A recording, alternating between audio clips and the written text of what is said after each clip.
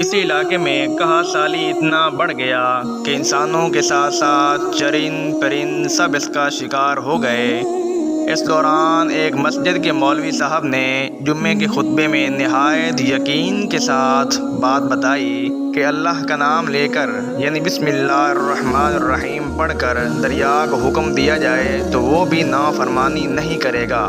خطبہ سننے والوں میں ایک چرواہا بھی موجود تھا۔ خطبہ سن کر واپس آیا اور اپنی بکریوں کو سیدھا دریا پر لے گیا اور وہاں جا کر اونچی آواز میں بسم اللہ الرحمن الرحیم پڑھا۔ دریا کو کہا کہ وہ اپنی بکریوں کو چروانے کے لیے دوسری پار لے جانا چاہتا ہے۔ بکریوں کو لیا اور دریا پر چلتا ہوا دریا پار کر گیا۔ بکریوں کو اچھی طرح گھاس کھلایا، واپس لوٹ آیا۔ اس کا معمول بن گیا کہ وہ روزانہ بکریوں کو لے جاتا دوسری پار اور وہاں سے گھاس چروا کر واپس لے آتا تھا۔ یہ بکریوں کا وزن دگنا چگنا ہو گیا۔ لوگ چونک گئے۔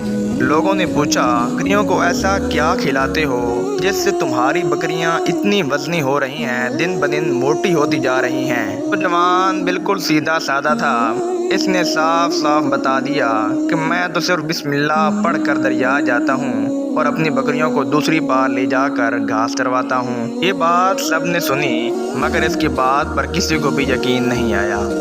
مگر بات ہوتے ہوتے مولوی صاحب کے پاس پہنچ گئی۔ صاحب نے اس چرواہے کو بلوایا اور سارا ماجرا پوچھا۔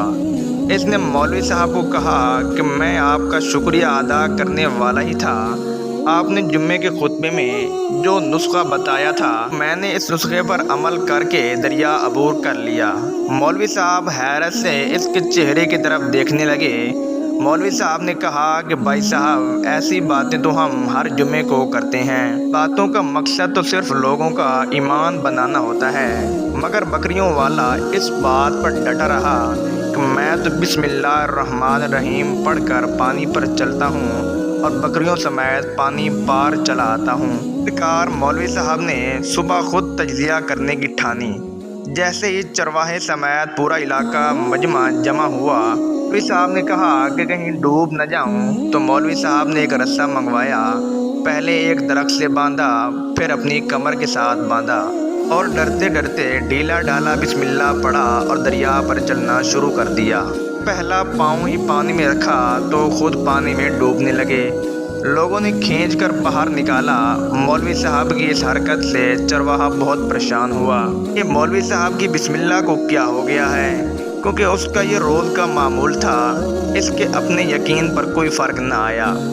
اس نے بسم اللہ کہہ کر بکریوں کو پانی کی طرف اشارہ کیا، خود بھی ان کے پیچھے چلتا ہوا پار چھوڑ کر واپس بھی آ گیا۔ لوگ اس کے حق میں نعرے بازی کرنے لگے، اسے ولی اللہ سمجھنے لگے۔ وہ مولوی صاحب کے پاس پہنچا۔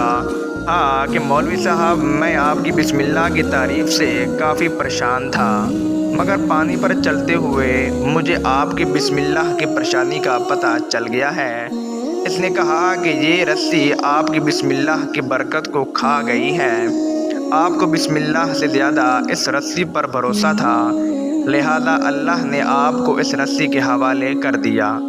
پھر کہنے لگا کہ مولوی صاحب آپ بھی کمال ہوتے ہو، میں نے آپ کے منہ سے سنا اور یقین کر لیا، اور میرے اللہ نے میری یقین کی لاج رکھ لی۔ آپ نے اللہ کا کلام سنا مگر یقین نہیں کیا، اللہ نے آپ کو رسوا کر دیا۔